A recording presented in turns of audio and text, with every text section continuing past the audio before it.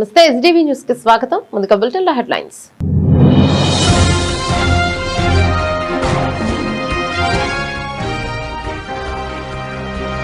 ఉత్సాహభరితంగా కృష్ణా జిల్లాలో మంత్రి నారా లోకేష్ పర్యటన, ప్రజలు అడుగడుగున ఘన స్వాగతం.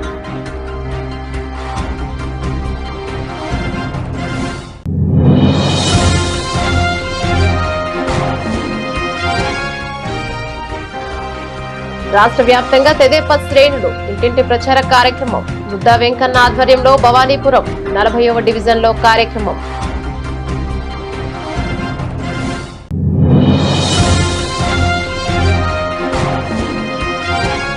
శ్రీ కనకదుర్గమ్మ ఆలయంలో నేటి నుంచి 3 రోజుల పాటు శాకాంబరి మహోత్సవాలు.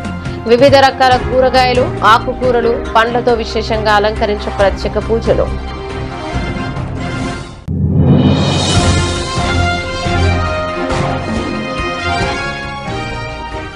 నైపుణ్యం ఉన్న ఎంబ్రియాలజిస్టులే ఐవీఎఫ్ కేంద్రాలకు వెన్నుముక్క.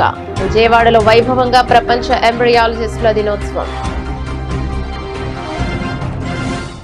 డీటెయిల్స్ చూస్తే కృష్ణా జిల్లాలో మంత్రి నారా లోకేష్ పర్యటన ఉత్సాహభరితంగా సాగింది. పర్యటన పొడవునా ఆయనకు పార్టీ నాయకులు, కార్యకర్తలు, స్థానిక ప్రజలు అడుగడుగునా ఘన స్వాగతం పలికారు. స్థానిక ఎమ్మెల్యే బోడే ప్రసాద్ ఆధ్వర్యంలో ఏర్పాటు చేసిన ఈ స్వాగత కార్యక్రమంలో రాష్ట్ర మంత్రులు కొల్లు రవీంద్ర, వాసంశెట్టి సుభాష్లతో పాటు ఎమ్మెల్యేలు కాగిత కృష్ణప్రసాద్, వర్ల కుమార్ రాజా, యార్లగడ్డ వెంకట్రావు, వెనిగండ్ల రాము తదితరులు పాల్గొని మంత్రి లోకేష్ కు సాదరంగా ఆహ్వానం పలికారు. అనంతరం ఈడుపుగల్లు ప్రడాస్ రోడ్డు నుంచి పునాదిపాడు వరకు మంత్రి లోకేష్ భారీ ర్యాలీగా బయలుదేరారు. పెద్ద ఎత్తున తరలి వచ్చిన జనసందోహంతో నడుమ ర్యాలీ కోలాహలంగా సాగింది. దారి పొడవునా రోడ్డుకి ఇరువైపులా నిలబడిన ప్రజలకు, కూటమి శ్రేణులకు నారా లోకేష్ అభివాదం చేస్తూ ఉత్సాహంగా ముందుకు సాగారు. ఈ సందర్భంగా పలువురు కార్యకర్తలు, స్థానికులు ఆయనకు కలిసి తమ సమస్యలపై వినతి పత్రాలను సమర్పించగా వాటిని స్వీకరించిన మంత్రి పరిశీలించి తగిన చర్యలను తీసుకుంటామని హామీ ఇచ్చారు. ర్యాలీ అనంతరం కంకిపాడు మండలం పునాదిపాడు చేరుకున్న మంత్రి నారా లోకేష్ అక్కడ నూతనంగా నిర్మించిన ప్రభుత్వ బాలికల జూనియర్ కళాశాల భవనాన్ని ప్రారంభించనున్నారు. కార్యక్రమంలో ప్రజాప్రతినిధులు, అధికారులు పెద్ద సంఖ్యలో విద్యార్థులను పాల్గొన్నారు. ముఖ్యమంత్రి నారా చంద్రబాబు నాయుడు ఆదేశాల మేరకు రాష్ట్ర వ్యాప్తంగా తెదేపా శ్రేణులు ఇంటింటి ప్రచార కార్యక్రమాన్ని ఉత్సాహంగా ప్రారంభించాయి. విజయవాడ పశ్చిమ నియోజకవర్గ తెదేపా ఇన్ఛార్జి బుద్దా వెంకన్న ఆధ్వర్యంలో భవానీపురం 40వ డివిజన్ లో ఈ కార్యక్రమం ఘనంగా జరిగింది. సందర్భంగా ఆయన నాయకులు, కార్యకర్తలతో కలిసి ఇంటింటికి వెళ్తూ కూటమి ప్రభుత్వం అమలు చేస్తున్న వివిధ సంక్షేమ పథకాలు, అభివృద్ధి కార్యక్రమాలను ప్రజలకు వివరించారు. స్థానికులు పెన్షన్లు, మౌలిక సదుపాయాలకు సంబంధించిన పలు అంశాలను ఆయన దృష్టికి తీసుకురాగా వెంటనే అధికారులతో మాట్లాడి అర్హులందరికీ పథకాలు అందేలా చూస్తానని బుద్దా వెంకన్న హామీనిచ్చారు. అనంతరం ఆయన విలేకరులతో మాట్లాడుతూ గత వైకాపా పాలనలో అప్పుల ఊబిలో కూరుకుపోయిన రాష్ట్రాన్ని చంద్రబాబు నాయుడు మళ్లీ ప్రగతి పథంలోకి తీసుకెళ్తున్నారని కొనియాడారు. ఎన్నికల సమయంలో ఇచ్చిన సూపర్ 6 వాగ్దానాలన్నింటినీ ప్రభుత్వం క్రమంగా అమలు చేస్తోంది. ఆగిపోయిన పోలవరం ప్రాజెక్టు, అమరావతి రాజధాని పనులను పరుగులు తీయిస్తోంది. చంద్రబాబు దూరదృష్టి, పవన్ కళ్యాణ్ సమన్వయం, కేంద్రంలో మోదీ అందించే ఆర్థిక సహకారంతో రాష్ట్రం వేగంగా అభివృద్ధి చెందుతోందని పేర్కొన్నారు. అయితే రాష్ట్రం ప్రగతి పథంలో పయనించడం ఇష్టం లేని వైకాపా నేతలు జగన్మోహన్ రెడ్డి కులాలు, మతాలు, ప్రాంతాల మధ్య చిచ్చు పెట్టేందుకు కుట్రలు చేస్తున్నారని తీవ్ర స్థాయిలో ధ్వజమెత్తారు. పూర్వం ఋషులు యజ్ఞాలు చేస్తుంటే రాక్షసులు భంగం కలిగించినట్లుగా ప్రభుత్వం చేపడుతున్న మంచి పనులపై వైకాపా బురద చల్లే ప్రయత్నం చేస్తోందని ఆరోపించారు. ప్రజలెవరూ వైకాపా పరిచే డ్రాప్ లో పడొద్దని చెప్పారు. ఇక శాంతి భద్రతలు కాపాడుతూ రాష్ట్రాన్ని కాపాడే నాయకత్వం ఒక్క చంద్రబాబుకే సాధ్యమని స్పష్టం చేశారు. పశ్చిమ నియోజకవర్గంలోని 22 డివిజన్లలో రాబోయే 40 రోజుల పాటు ఈ ఇంటింటి ప్రచారం నిరంతరాయంగా కొనసాగుతోందని ఆయన వివరించారు. అందరం కూడా నాయకులందరం కూడా ఇక్కడ నుంచి బయలుదేరి ముఖ్యంగా అప్పుల ఊపిలో ఉన్నటువంటి రాష్ట్రానికి చంద్రబాబు నాయుడు గారు ముఖ్యమంత్రి అయిన తర్వాత సూపర్ 6 అని ఆ రోజు ఇచ్చినటువంటి పథకాలు ఉన్నాయో ఆ పథకాలన్నీ కూడా పూర్తి చేయడమే కాకుండా ఆగిపోయినటువంటి పోలవరాన్ని, ఆగిపోయినటువంటి అమరావతిని కూడా ఉనికిని పరుగులు తీసిస్తున్నది చంద్రబాబు నాయుడు గారి పరుగులు తీస్తున్నటువంటి సంక్షేమం ముందు పార్టీ తట్టుకోలేక ఈ రాష్ట్రంలో కులాలు, మతాలు, ప్రాంతాలు అనేది ఒక రోజేమో ప్రాంతాల్లో గురించి మాట్లాడుతున్నారు మావికన్నండి, మరో రోజేమో కులాల గురించి మాట్లాడతారు, ఇంకొక రోజేమో గర్జనలు అంటారు. అంటే ఏదైతే ఈ రాష్ట్రం అభివృద్ధి పథంలో నడవడం వాళ్ళకి ఇష్టం లేదు. ఏదో ఒక కార్యక్రమాన్ని పెట్టి ఆ రోజు ఋషులు త్యాగం చేసేటప్పుడు రాక్షసులు దాన్ని పాడు చేసినట్టు ఏదో ఒక విధంగా ఈ రాష్ట్రాన్ని పాడు చేద్దామనే ఒక తలంపుతో వైసీపీ పార్టీ జగన్మోహన్ రెడ్డి ఉన్నారు. దయచేసి ప్రజలు ఆ ట్రాప్లో పడకండి. ఎవరైతే ఈ రాష్ట్రంలో రాష్ట్ర అభివృద్ధికి చక్కగా పనిచేస్తారో, ఎవరు ఏ నాయకుడు ఉంటే గుండెల మీద చేసి హాయిగా నిద్రపోవచ్చు, శాంతి భద్రతలు ఉంటాయో అది ఒక్క చంద్రబాబు నాయుడు గారి వల్ల ఇది. ఈరోజు చంద్రబాబు నాయుడు గారికి లక్ష్మణులాగా పవన్ కళ్యాణ్ గారు కూడా వెనకాతలు ఉండి ఒక తమ్ముళ్ళలాగా ఈ కూటమి ప్రభుత్వాన్ని చక్కగా తీసుకెళ్తున్నారు. పైన మరి పెద్ద ఆయన మోడీ గారు ఈ రాష్ట్రానికి కావాల్సినటువంటి నిధులు అన్నీ అమలు చేస్తున్నారు. కాబట్టి ప్రజలందరూ కూడా ఆలోచించండి. అప్పులో ఉన్నటువంటి ఈ రాష్ట్రాన్ని చంద్రబాబు నాయుడు గారి నాయకత్వంలో కూటమి ప్రభుత్వం ఉరకలు పరుగులు చూపిస్తూ సంక్షేమ కార్యక్రమాలు ఏవైతే పెన్షన్ కానివ్వండి, గ్యాస్ బండ్లు అన్నవి కానివ్వండి, అది తల్లికి అందరం పిల్లలు కానివ్వండి, ఉచిత బస్సు కానివ్వండి, ఇవన్నీ కూడా ఎంతో భారమైనా సరే చంద్రబాబు నాయుడు గారు చేస్తున్నారు. కానీ ఇవాళ మనం చూస్తున్నాం, ఏ ఛానల్ పెట్టినా, ఏ పేపర్ చూసినా కులాలు, మతాలు, ప్రాంతాలు విడదీద్దామనే ఆలోచనలో ఉన్నారు. ప్రజలు ఆ టాప్లో పడుతుంది. చంద్రబాబు నాయుడు గారు ఉంటేనే ఈ రాష్ట్రానికి భవిష్యత్తు. కూటమి ప్రభుత్వం ఇంకా 30 ఏళ్ళు ఉంటుంది, ఇంకా 15 ఏళ్ళు ఉంటుందని చంద్రబాబు నాయుడు గారు, పవన్ కళ్యాణ్ గారు, మోడీ గారు కూడా చెప్తున్నారు. చక్కగా ప్రజలందరూ కూడా మాకు అంటే ఏదైతే మంచి కార్యక్రమాలు చేస్తున్నటువంటి ప్రభుత్వానికి మద్దతు ఇవ్వాలనే ఆంక్షలతోనే మేము ఈ ప్రజల వద్దకు వెళ్తున్నాం. పశ్చిమ నియోజకవర్గంలో ఉన్నటువంటి 22 డివిజన్లలో ప్రతిరోజు ఈ 40 రోజులు ఈ కార్యక్రమం జరగడమే కాకుండా ప్రతిరోజు 30 ఇళ్ళకి ఏదో తిరిగేమని కాకుండా 30 ఇళ్ళకి వెళ్ళి ఈ సంక్షేమ కార్యక్రమాల గురించి చెబుతూ డివిజన్లో ఆ డివిజన్ 40 రోజుల్లో పూర్తి చేస్తాం. అలాగే పశ్చిమ నియోజకవర్గంలో ఉన్నటువంటి అన్ని ఇళ్ళలను కూడా టచ్ చేసి పూర్తి చేసి వాళ్ళకి కావాల్సినటువంటి మౌలిక సదుపాయాలు ఏమన్నా కావాలంటే అది రాసుకొని మళ్ళీ మేము ఆఫీసర్లతో మాట్లాడి వాళ్ళకి అక్కడ చక్కగా చేసేలా చేస్తాము. దీనికి అందరూ సహకరించాలని కోరుకుంటున్నాం. ఇంద్రకీలాద్రిపై కొలువైన శ్రీ కనకదుర్గమ్మ ఆలయంలో నేటి నుంచి 3 రోజుల పాటు శాకంబరి మహోత్సవాలు వైభవంగా ప్రారంభమయ్యాయి. ప్రకృతి స్వరూపిణిగా కొలిచే అమ్మవారిని వివిధ రకాల కూరగాయలు, ఆకుకూరలు, పండ్లతో విశేషంగా అలంకరించి ప్రత్యేక పూజలు నిర్వహించనున్నారు. సకాలంలో వర్షాలు కురిసి పాడి పంటలు సమృద్ధిగా పండాలని, రైతులు, ప్రజలు సుఖశాంతులతో ఉండాలని ఆకాంక్షిస్తూ ఈ ఉత్సవాలను నిర్వహిస్తున్నట్లు ఆలయ అధికారులు తెలిపారు. ఈ ఏడాది ఎల్నినో ప్రభావంతో మార్కెట్లో కూరగాయల లభ్యత తగ్గినప్పటికీ దేవస్థానం ప్రత్యేక బృందాలను ఏర్పాటు చేసి వివిధ ప్రాంతాల రైతులు, వ్యాపారుల నుంచి విరాళాల రూపంలో కూరగాయలు, ఆకుకూరలను సేకరించింది. ఇప్పటికే తొలి విడతగా సుమారు 32 టన్నుల కూరగాయలు, ఆకుకూరలు ఆలయానికి చేరుకోగా విజయవాడ హోల్సేల్ పండ్ల మార్కెట్ నుంచి మరో 4 టన్నుల పండ్లు అందనున్నాయి. రైతులు అందించిన కూరగాయలు, పండ్లు వృధా కాకుండా ఆలయం వెలుపల అలంకరణలో ప్రత్యేక జాగ్రత్తలు తీసుకుంటున్నామని, శాస్త్రోక్తంగా కూరగాయల దండలను సిద్ధం చేసి ఆలయ ప్రాంగణాన్ని శోభాయమానంగా తీర్చిదిద్దినట్లు ఆలయ కార్యనిర్వహణాధికారి వికే షీనానాయక్ తెలిపారు. 2007లో ప్రారంభమైన ఈ శాకంబరి ఉత్సవాలు ఈ ఏడాదిలో 19వ సంవత్సరంలోకి అడుగు పెట్టాయని ఆయన పేర్కొన్నారు. 3 రోజుల పాటు ఉత్సవాల సందర్భంగా అమ్మవారి దర్శన సమయాల్లో ఎలాంటి మార్పులుండవని, సాధారణ రోజుల్లో మాదిరిగానే భక్తులకు దర్శనం కల్పిస్తామని స్పష్టం చేశారు. ఈ పవిత్ర ఉత్సవాల్లో అధిక సంఖ్యలో భక్తులు పాల్గొని అమ్మవారి ఆశీస్సులను పొందాలని దేవస్థానం అధికారులు కోరుతున్నారు.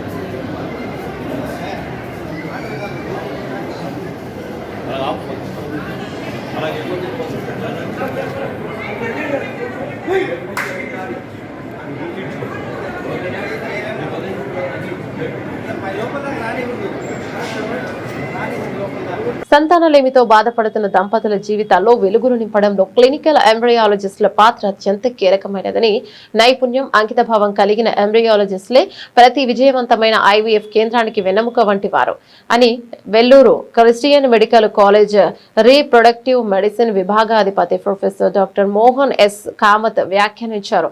ఆంధ్రప్రదేశ్ ఎంబ్రియాలజిస్టుల సంఘం ఆధ్వర్యంలో ప్రపంచ ఎంబ్రియాలజిస్టుల దినోత్సవం 2026 వేడుకలను విజయవాడలోని హోటల్ ఫార్చ్యూన్ మురళి పార్క్ లో ఆదివారం వైభవంగా నిర్వహించారు. ఈ సందర్భంగా సావనీరును ఆవిష్కరించారు. కార్యక్రమానికి ముఖ్య అతిథిగా హాజరైన డాక్టర్ మోహన్ కామత్ జ్యోతి ప్రజ్వలన చేసి సదస్సును ప్రారంభించారు. అనంతరం జరిగిన శాస్త్రీయ సదస్సులో పలువురు జాతీయ స్థాయి నిపుణులు, ఎంబ్రియాలజిస్టులోని నూతన పోకడలు, అధునాతన స్పర్మ్ సెలక్షన్ పద్ధతులు, ఎంబ్రియో గ్రేడింగ్ ల్యాబ్ నాణ్యత ప్రమాణాల నిర్వహణపై విస్తృతంగా ప్రసంగించారు. అసిస్టెడ్ రీప్రొడక్టివ్ టెక్నాలజీ రంగంలో ఆధునిక ఆవిష్కరణల ప్రాముఖ్యతను వివరించారు.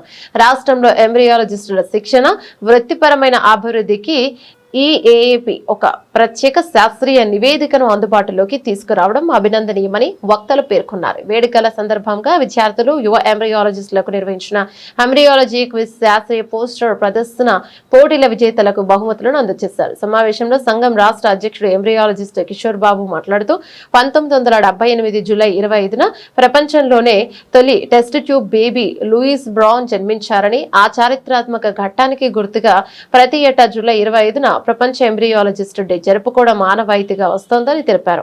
టెస్ట్ ట్యూబ్ బేబీ సాంకేతికతను అందించిన డాక్టర్ ఎడ్వర్డ్స్ సేవలను ఆయనకు దక్కిన నోబెల్ బహుమతిని ఈ సందర్భంగా వారు గుర్తు చేసుకున్నారు. అనంతరం సంఘ కార్యదర్శి డాక్టర్ వి లెనిన్ బాబు మాట్లాడుతూ రాష్ట్ర వ్యాప్తంగా ఎంబ్రియాలజిస్టుల నిరంతర విద్యాభివృద్ధి, పరిశోధనలు, శిక్షణ కార్యక్రమాలను మరింత విస్తృతం చేయడానికి తమ సంస్థ కట్టుబడి ఉందని స్పష్టం చేశారు.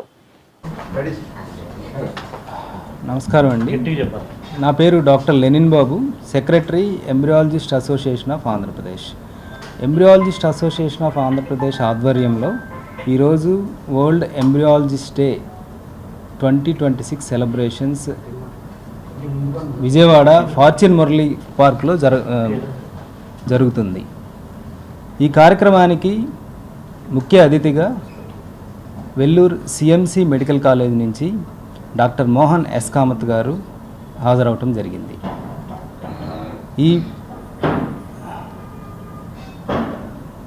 ఈ కార్యక్రమానికి అటెండ్ అవ్వటానికి వివిధ రాష్ట్రాల నుంచి చాలామంది విద్యార్థులు, ఎంబ్రియాలజిస్టులు, డాక్టర్లు హాజరవటం జరిగింది.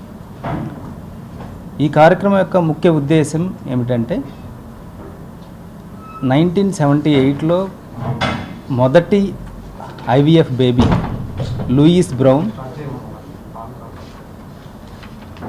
లూయిస్ బ్రౌన్ జన్మించిన కారణంగా ఈ ఎంబ్రియాలజిస్ట్ డే సెలబ్రేషన్స్ ప్రతి సంవత్సరం 25వ తేదీ జూలై 25వ తేదీన జరపడం మాకు ఒక ఆనవాయితీగా ఉంటుంది. ఇది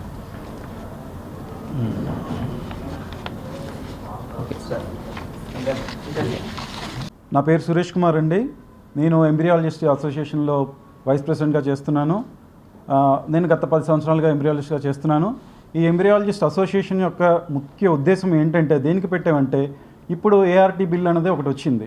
సో ఇప్పుడు ఎవరైతే ఎంబ్రియాలజిస్టులు కొత్తగా వాళ్ళు నేర్చుకోవడం కానీ, ఈ పనిలో ఎవరైతే చేసి ల్యాబ్ ముఖ్యంగా ఎంబ్రియాలజీ దేనికంటే ఐవీఎఫ్కి సంబంధించిందండి. ఐవీఎఫ్ సంబంధించిందంటే కపుల్స్ డాక్టర్తో డైరెక్ట్గా చేస్తారు. ఒక ఎంబ్రియాలజిస్టు స్క్రీన్ వెనకాతలుండి ఏం చేయాలో, పిల్లలు పుట్టని దంపతులకు స్క్రీన్ వెనకాతలుండి ఏం చేయాలో, ఎంత ఎథికల్గా ప్రాక్టీస్ చేయాలో అన్నది ఒక ఎంబ్రియాలజిస్ట్ చేస్తారండి. ఇది ఒక టీం వర్క్. ఒక డాక్టరు ఎంబ్రియాలజిస్ట్ కలిపితేనే ఈ ఐవీఎఫ్ అన్నది రన్ అవుతుంది. కాబట్టి సో ఇందులో ఉన్న ఒడిదుడుకులను కానీ, మిగతా ఎథికల్ కన్సిడరేషన్స్తో ఎలాగా లీగల్గా ప్రాబ్లమ్స్ రాకుండా ఎలా వర్క్ చేయాలి అనేది తెలియపడడానికి ఎంబ్రియాలజిస్టులు, ఆంధ్రాలో ఉన్న ఎంబ్రియాలజిస్టులందరినీ కొలాబరేట్ చేసి వాళ్ళకి స్కిల్ డెవలప్మెంట్ కానీ, కాన్ఫరెన్స్ల ద్వారా కానీ వాళ్ళ యొక్క నేర్పించడం, విద్యని ఇంకా డెవలప్ చేయడానికి నేర్పించడానికి ఈ యొక్క కాన్ఫరెన్స్లు ఉపయోగపడతాయండి. సో ఇలా అందరూ ఒక దగ్గర చేరటం వలన వాళ్ళకి ఏమవుతుందంటే, ఇంకా ఎక్కువ నాలెడ్జ్ తోటి ఎటువంటి లోటుపాట్లు లేకుండా, లీగల్ పరంగా ఎటువంటి రాకుండా, ల్యాబ్లో కూడా ఎథికల్ ప్రాక్టీస్ చేయడానికే ముఖ్యంగా ఇది ఎథికల్ ప్రాక్టీస్ చేయడానికి గురించి చర్చించుకోవడానికి అందరూ సీనియర్స్, ఇందులో ఎవరైతే ఉన్నారో సీనియర్స్, వివిధ రాష్ట్రాల నుంచి వచ్చిన స్పీకర్స్ కూడా ఉంటారండి. సో తద్వారా అందరూ ఇక్కడి నుంచి వాళ్ళకి జ్ఞానం పొంది ఎంబ్రియాలజీలో ఏంటంటే తెలుసుకోవాలనే మెలకువలు కానీ ఇంకా టెక్నిక్స్ కానీ ఏవైతే ఉన్నాయో తెలుసుకొని దాని ద్వారా వాళ్ళు అభివృద్ధి చెందడానికి దోహదపడుతుందండి. ఇంకా ఏమన్నా ఉద్యోగ కల్పనకు కానీ ఏమైనా ఆపర్చునిటీస్ ఉంటే తద్వారా ఇక్కడ, ఎందుకంటే మాకు డాక్టర్ల ద్వారా సపోర్ట్ ఉంటుంది. డాక్టర్లు అందరూ మా దానికి అసోసియేషన్, ఇది ఫస్ట్ అసోసియేషన్ అండి ఎంబ్రియాలజీ మాది. ఈఏఐపి అన్నది ఫస్ట్ ఇండియాలోనే ఫస్ట్ అసోసియేషన్. ఎందుకు పెట్టామంటే అందరూ ఒక కొలాబరేషన్ అయ్యి ఎటువంటి పొరపాట్లు జరగకుండా, లేదా ఒకరికొకరికి ఆపదల్లో కానీ లేదంటే ఏదైనా ఇబ్బంది వచ్చినప్పుడు తోడుగా నిలవడానికి కానీ మా సీనియారిటీ ఉపయోగపడుతుందని చెప్పి వాళ్ళకి గ్యాదర్ చేయడం జరుగుతుందండి. సో దీనివల్ల అందరికీ ఉపయోగపడుతుందన్న భావనతోనే ఈ అసోసియేషన్ పెట్టడం జరిగింది. మాకు క్లినిషియన్స్ అందరి పెద్దల తరగతి సపోర్ట్ ఉండడం వల్ల మేము ఇంకా రానున్న రోజుల్లో ఇంకా బాగా చేయగలమని మేము అనుకుంటున్నామండి. Thank you. Doctor Kishore Babu అండి, ఎంబ్రియాలజిస్ట్గా ఈ విజయవాడ నగరంలో గత 20 సంవత్సరాలుగా పనిచేస్తున్నాను. ఫస్ట్ టెస్ట్ ట్యూబ్ బేబీ విజయవాడలో చేసిన వ్యక్తిగా నేను గుర్తింపడ్డాను ఇక్కడ. ఇది మెయిన్ ప్రతి సంవత్సరం జూలై 25వ తారీఖున ప్రపంచవ్యాప్తంగా ఫస్ట్ టెస్ట్ ట్యూబ్ బేబీ పుట్టింది లూయిస్ బ్రౌన్ గారు. ఆవిడకి ఇప్పుడు 40 సంవత్సరాలు నిన్నాయి. ఆవిడ బర్త్డే పురస్కారం చేసుకొని, ఇది సైన్స్ అండ్ టెక్నాలజీ వైద్య రంగంలో ఇది ఒక పెద్ద మిరాకిల్ అనమాట. డాక్టర్ ఎడ్వర్డ్స్ అని ఆయన ఈ first time test tube baby చేశారు. ఆయనకి నోబెల్ ప్రైజ్ కూడా బహుమతిగా ఉంది. అది పురస్కరించుకొని ప్రతి సంవత్సరం మేము ఎంబ్రియాలజిస్ట్ని ఫెలిసిటేట్ చేసుకోవడానికి, సన్మానించుకోవడానికి ఈ కాన్ఫరెన్స్ అనేది ఏర్పరిచామన్నమాట. ఈ కాన్ఫరెన్స్కి దేశంలోని వివిధ రాష్ట్రాల నుంచి డాక్టర్లు, ఇందులో ఉన్న నిష్ణాతులైన సైంటిస్టులు, స్టూడెంట్స్, యువకులు అందరూ పార్టిసిపేట్ చేసి ఈ కాన్ఫరెన్స్ అనేది విజయవంతం చేశారు. దానికి మేము చాలా సంతోషిస్తున్నాం. ప్రతి సంవత్సరం కూడా ఇలాంటి events to educate, to share the knowledge main ఉద్దేశంగా ఇది మేము ఈ కాన్ఫరెన్స్ అనేది నిర్వహించబడినది. ప్లస్ ఈ ఈఏఏపి అనేది ఈ సంవత్సరం మేము అసోసియేషన్ స్థాపించబడింది. ప్రతి సంవత్సరం కూడా ఈ అసోసియేషన్ ఇటువంటి ఎడ్యుకేషన్ సంబంధించిన నాలెడ్జ్ షేర్ చేసుకోవడానికి కానీ ఇటువంటి కార్యక్రమాలు ప్లాన్ చేస్తున్నాం. మరియు ప్రతి సంవత్సరం కూడా ఫర్ ఎగ్జాంపుల్ స్పర్మ్ కౌంట్ తక్కువ ఉందనుకోండి, మన పిల్లలు పుట్టరు, అటువంటప్పుడు అవేర్నెస్ కార్యక్రమాలు. స్పర్మ్ కౌంట్ ఎందుకు తక్కువ అవుతుంది? ఇర్రెగ్యులర్ లైఫ్ స్టైల్ ఉండటం వల్ల తక్కువ అవుతుంది.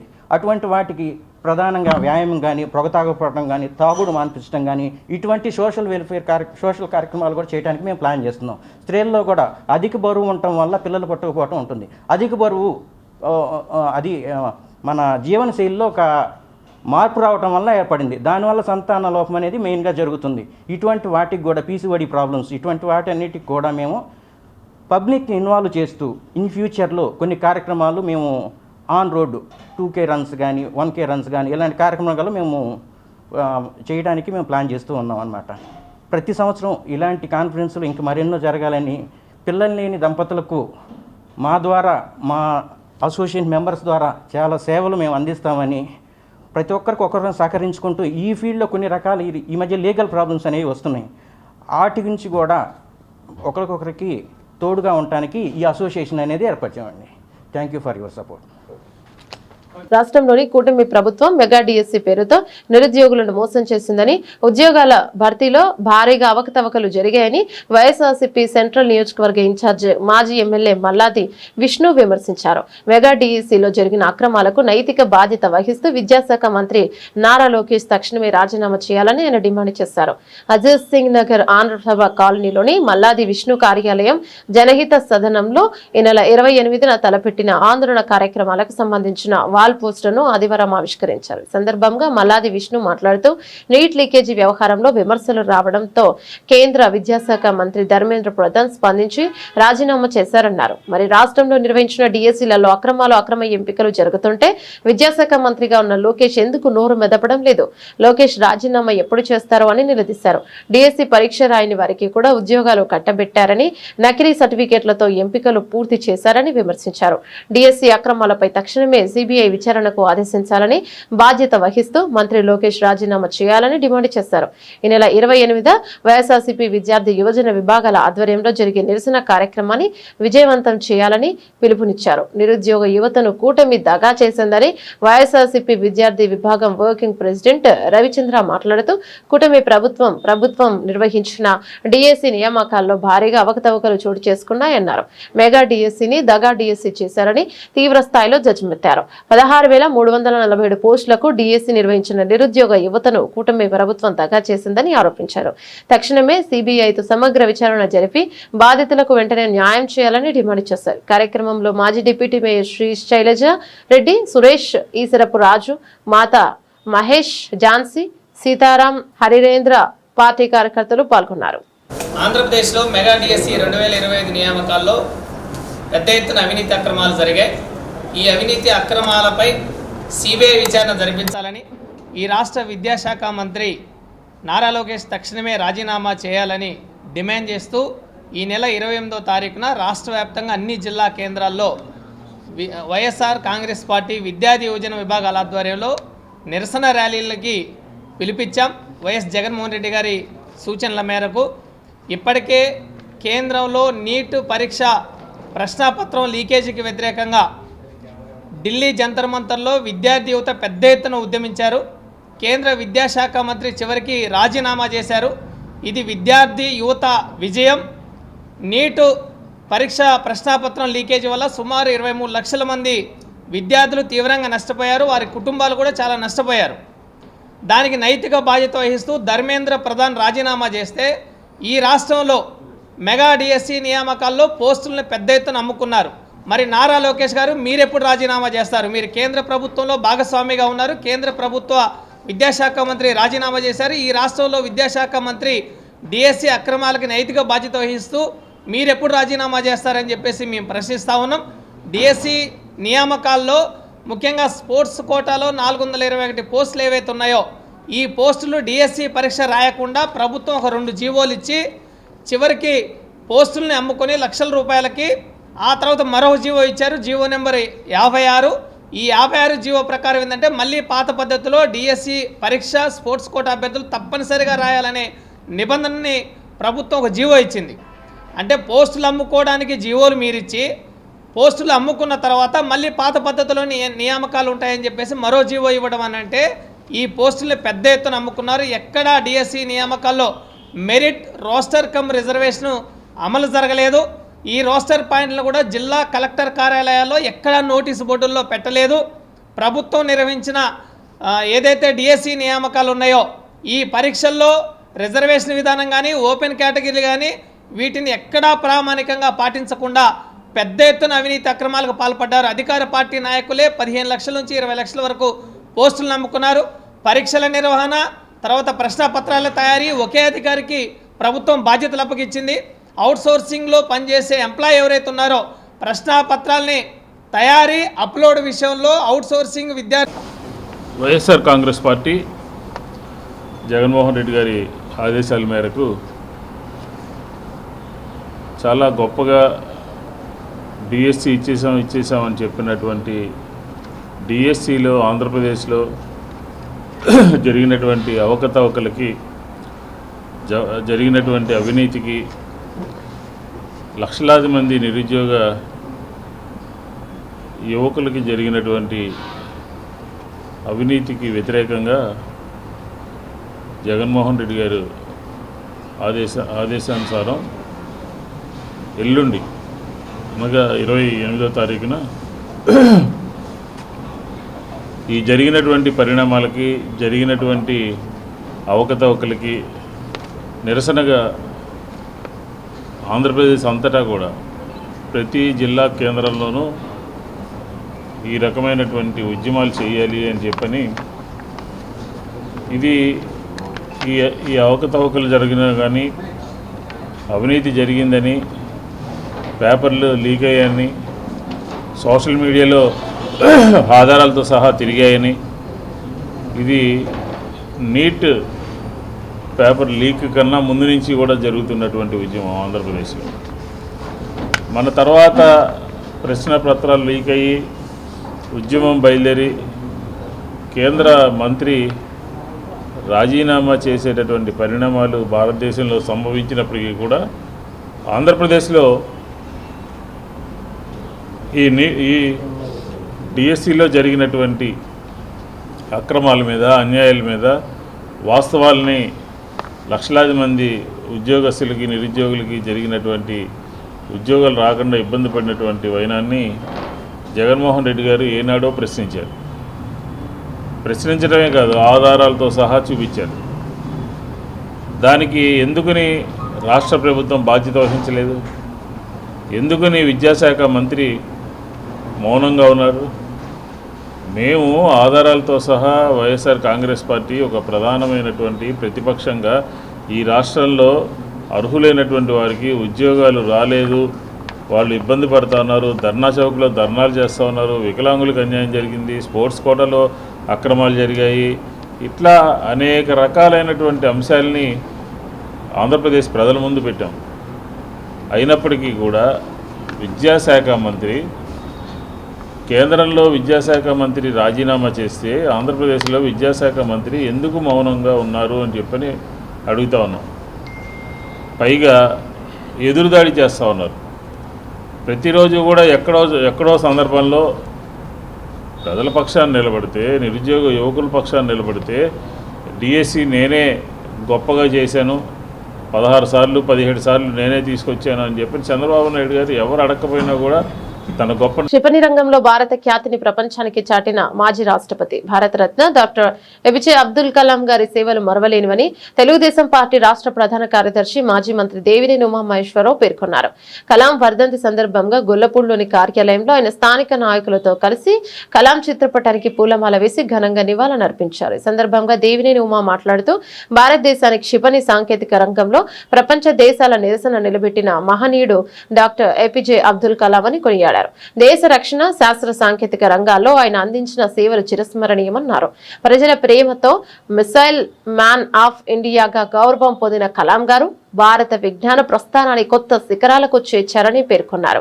గుండె జబ్బులతో బాధపడుతున్న పేద ప్రజలకు తక్కువ ఖర్చుతో వైద్యం అందించాలనే లక్ష్యంతో డాక్టర్ సోమరాజు గారితో కలిసి కలాం రాజు స్టంట్ రూపకల్పనలో కీలక పాత్ర పోషించడం ఆయన మానవతా దృక్పథానికి నిదర్శనమని చెప్పారు. శంషాబాద్ అంతర్జాతీయ విమానాశ్రయం నిర్మాణానికి సంబంధించిన సాంకేతిక అంశాల్లోనూ ఆయన అందించిన సూచనలు విశేషమైనవని గుర్తు చేశారు.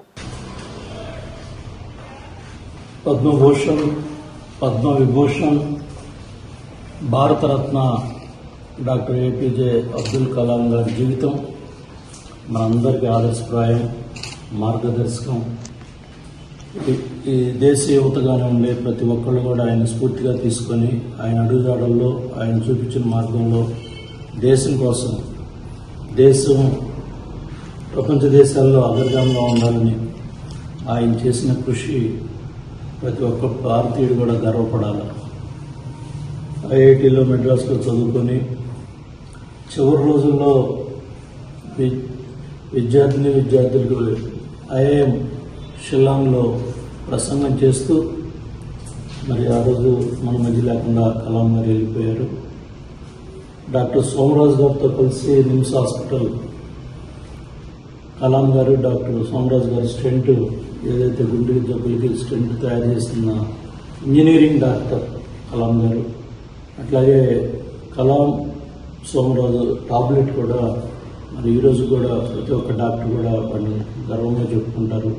మిసైల్ మ్యాన్గా, ఆయన ప్రధానమంత్రి సలహాదారుగా ఎన్నో కీలకమైన ప్రోగ్రాంలు కానివ్వండి, మిసైల్స్ కానివ్వండి, పిఎస్ఎల్వీలు కానివ్వండి, అంతరిక్షంలో స్పేస్ మ్యాన్గా ఇస్రోలో ఆయన పోషించిన పాత్ర, ఆయన చూపించిన మార్గం ఈరోజు కూడా మార్గదర్శకం.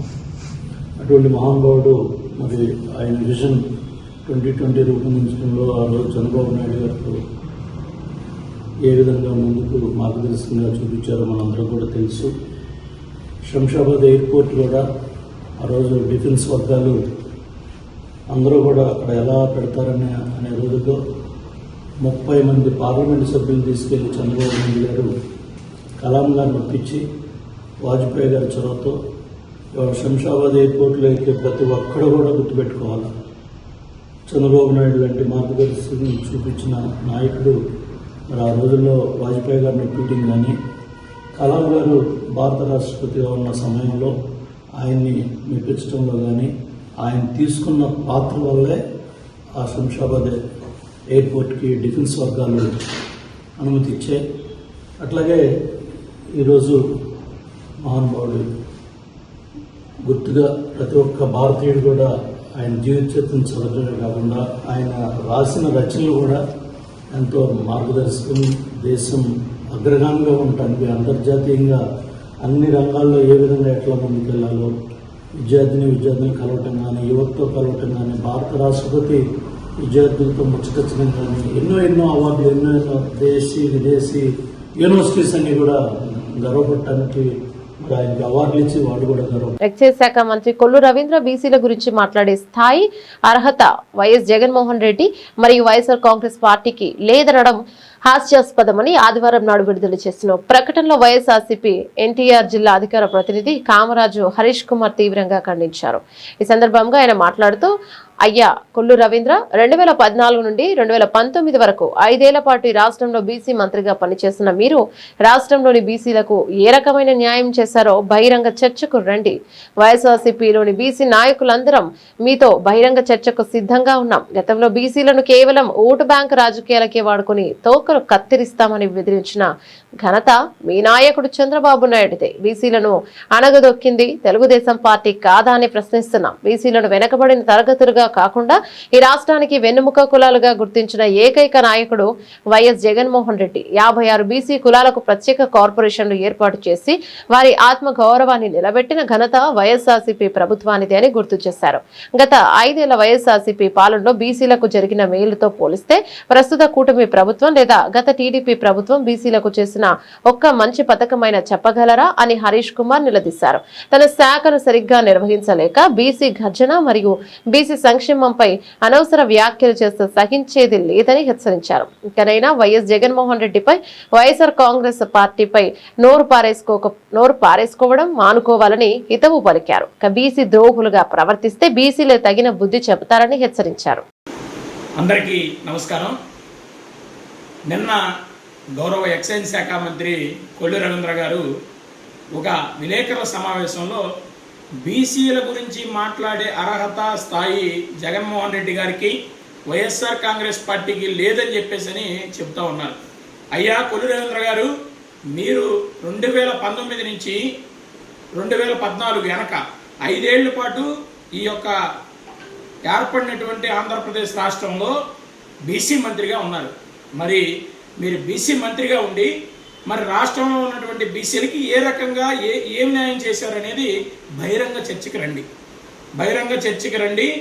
మా వైఎస్ఆర్ కాంగ్రెస్ పార్టీలో ఉన్నటువంటి బీసీ నాయకులు అందరం కూడా మీతో పాటు బహిరంగ చర్చకు వస్తాం.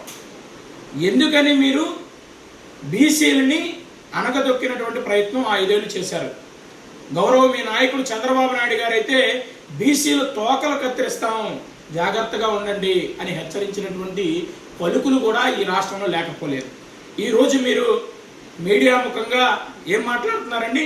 బీసీలను అణగదొక్కింది వైఎస్ఆర్ జగన్మోహన్ రెడ్డి గారా? బీసీలను అణగదొక్కింది ఏ పార్టీకైనా సరే అణగదొక్కింది తెలుగుదేశం పార్టీ అని చెప్పేసి గంట పదంగా చెప్పగలం. ఎందుకంటే బీసీలని ఓట్లు వేసే యంత్రాలుగా, ఓట్లు వేసే మిషన్ లాగా చూసింది మీరు. జగన్మోహన్ రెడ్డి గారి నాయకత్వంలో బీసీలకి అడుగడుగున పెద్దపీట వేసినటువంటి వ్యక్తి ఎవరైనా ఈ రాష్ట్రంలో ఉన్నారు అంటే అది జగన్మోహన్ రెడ్డి గారు, వైఎస్ఆర్ కాంగ్రెస్ పార్టీ అని చెప్పేసి సందర్భంగా తెలియజేస్తా ఉన్నాం. బీసీల కులాలైనటువంటి 56 కులాలకి కార్పొరేషన్ తెచ్చి తద్వారా వారి యొక్క కులానికి గుర్తింపు తెచ్చినటువంటి ఏకైక నాయకుడు మరి జగన్మోహన్ రెడ్డి గారు అనే సందర్భంగా తెలియజేస్తా ఉన్నాం. మీరు గత 5 ఏళ్ళు పోలిస్తే నేడు ఈ 2 ఏళ్ళు పోలిస్తే మీరు బీసీలకు చేసినటువంటి మంచి పథకాలు ఒకటి చెప్పండి. మీరు ఎక్సైజ్ శాఖ మంత్రిగా ఉన్నారు, మరి మీ శాఖను మీరు సరిగ్గా పరిపాలిస్తున్నారో లేదో ఒకసారి క్షుణ్ణంగా ఆలోచించుకోండి. ఏదో మీరు బీసీ సామాజిక వర్గానికి సంబంధించిన వారని చెప్పేసి ఏదో ప్రెస్ మీట్ పెట్టమన్నారని చెప్పేసి బీసీల గర్జనని మేము బీసీ గర్జన చేయబోతామంటే ఆ బీసీ గర్జన గురించి మీరు చిన్నగా మాట్లాడితే మటుకి సహించేది లేదని చెప్పేసి సందర్భంగా తెలియజేస్తా ఉన్నాం. వెనకబడిన తరగతుల వారు కాదు బీసీలు, వెన్నుముక కులాలు అని చెప్పేసి గుర్తింపు ఇచ్చినటువంటి నాయకుడు జగన్మోహన్ రెడ్డి గారు.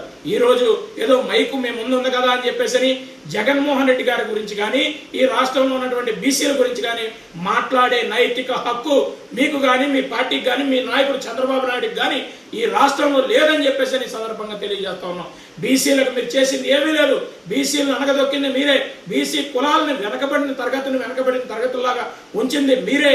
వెనుకబడిన కులాలు కాదు, వీరు వెన్నుముక కులాలు అని చెప్పేసి గుర్తింపు తెచ్చిన ఏకైక నాయకుడు, మరొక మాట చెప్తున్నా, వెన్నుముక కులాలు అని చెప్పి తెచ్చినటువంటి ఏకైక నాయకుడు జగన్మోహన్ రెడ్డి గారు.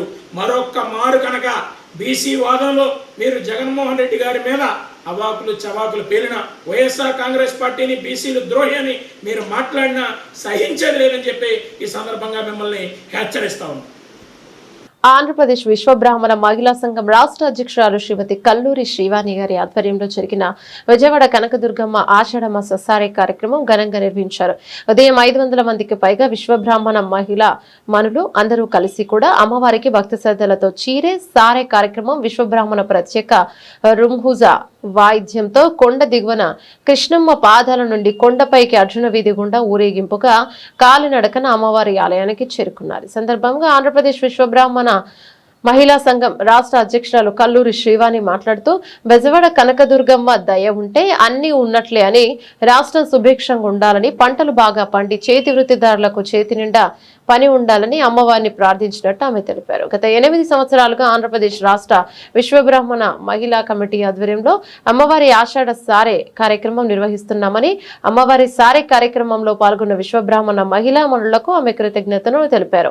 ఈ కార్యక్రమంలో ముఖ్య అతిథిగా మాజీ విశ్వబ్రాహ్మణ కార్పొరేషన్ చైర్మన్ తోలేటి శ్రీకాంత్ పాల్గొన్నారు. ఈ సందర్భంగా ఆయన మాట్లాడుతూ ప్రతి సంవత్సరం రాష్ట్ర నలుమూలల నుండి విచ్చేసిన విశ్వబ్రాహ్మణ మహిళలచే అమ్మవారి ఆషాఢ మాస సారే కార్యక్రమం మానవాయితీగా మారిందని, రాష్ట్ర నలుమూలల నుండి విచ్చేసిన మహిళలకు ఆయన ధన్యవాదాలను తెలిపారు. నమస్కారం, నా పేరు కల్లూరి శ్రీవాణి. ఆంధ్రప్రదేశ్ రాష్ట్ర విశ్వబ్రాహ్మణ మహిళల ఆధ్వర్యంలో ఈరోజు విజయవాడలో ఉన్నటువంటి శ్రీ కనకదుర్గమ్మ ఆలయానికి పసుపు కుంకుమలు తీసుకొని ఆంధ్ర రాష్ట్రం నలుమూలల నుంచి విశ్వబ్రాహ్మణ మహిళలు సోదరులు అందరూ కూడా ఈ కార్యక్రమానికి విచ్చేయడం చాలా ఆనందదాయకం. అన్ని జిల్లాల నుంచి వచ్చిన ప్రతి ఒక్కరికి కూడా ఈ కార్యక్రమానికి మాకు సహకరించిన మా సోదరులందరికీ ధన్యవాదాలు తెలియజేస్తూ ఈ కార్యక్రమం గత 9 ఏళ్ల నుంచి నిర్విఘ్నంగా జరుగుతుంది. థ్యాంక్ యూ, ధన్యవాదాలండి ప్రతి ఒక్కరికి. అమ్మవారి ఆశీస్సులు ఆంధ్ర రాష్ట్రంలో సకాలంలో వర్షాలు కురిసి అలాగే చేతి వృత్తులందరూ కూడా చల్లగా ఉండాలని, ఆ తల్లి దీవెనలు అందరికీ ఉండాలని మనస్ఫూర్తిగా కోరుకుంటూ పిల్లా పాపలతో ప్రతి ఒక్కరూ చల్లని దీవెనల అమ్మవారి ఉండాలని చెప్పి కోరుకుంటూ ఆంధ్ర రాష్ట్ర విశ్వబ్రాహ్మణ మహిళల అందరి యొక్క ఐకమత్యం జై విశ్వకర్మ భగవాన్ కి. మహిళా కమిటీ తరఫున అధ్యక్షురాలు శ్రీమతి కల్లూరి శ్రీవాణి గారి ఆధ్వర్యంలో మరి గత 8 సంవత్సరాల నుంచి కూడా ఈ సంవత్సరం 9వ సంవత్సరం మరి విజయవాడలో వేయించేసినటువంటి అమ్మలన్నగమ్మ అమ్మ మూలపుటమ్మ మన బెజవాడ కనకదుర్గమ్మకి రాష్ట్ర ప్రజలందరూ కూడా పాడి పంటలతో అష్టైశ్వర్యాలతో సుఖ సంతోషాలతో ఉండాలనేటువంటి ఒక మంచి ఉద్దేశంతో అమ్మవారికి ఆషాఢ సార సమర్పించే కార్యక్రమం మరి 9 సంవత్సరాలుగా కూడా సాగుతూ ఉంది. ముఖ్యంగా ఈ రోజున మీరందరూ కూడా అమ్మవారిని ఒకటే కోరుకుంటా ఉన్నాం. విశ్వబ్రాహ్మణుల యొక్క పంచవృత్తుల సాయంతో పాటు రాష్ట్రంలో ఉన్నటువంటి ప్రజలందరూ కూడా సుఖ సంతోషాలతో ఉండాలని, ముఖ్యంగా చేతి వృత్తులన్నీ కూడా అందరికీ చేతి నిండా పని ఉండాలని, అలాగే రైతులకి పంటలు బాగా పండాలని, సకాలంలో వర్షాలు రావాలని మరి అమ్మవారికి ఈరోజు ఆషాఢ మాస సారీ కార్యక్రమాన్ని మేము ఇవ్వడం జరిగింది. ఈరోజు రాష్ట్ర నలుమూలల నుండి విచ్చేసినటువంటి మహిళా మనులు అందరూ కూడా చాలా సంతోషంతో చాలా భక్తి శ్రద్ధలతో ఈరోజు అమ్మవారికి ఆషాఢ మాస సారీ సమర్పించడం చాలా అభినందించదగ్గ విషయం.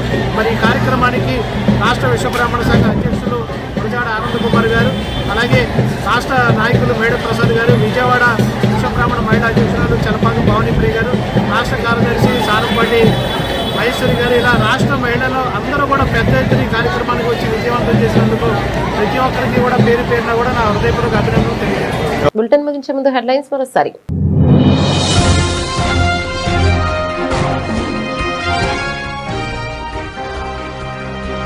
ఉత్సాహభరితంగా కృష్ణా జిల్లాలో మంత్రి నారా లోకేష్ పర్యటన, ప్రజలు అడుగడుగున ఘన స్వాగతం.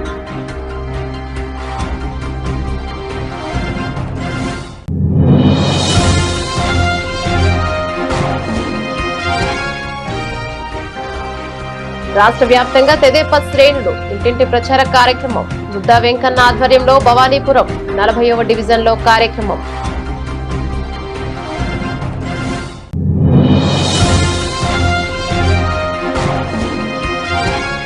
శ్రీ కనకదుర్గమ్మ ఆలయంలో నేటి నుంచి 3 రోజుల పాటు శాకాంబరి మహోత్సవాలు. వివిధ రకాల కూరగాయలు, ఆకుకూరలు, పండ్లతో విశేషంగా అలంకరించే ప్రత్యేక పూజలు.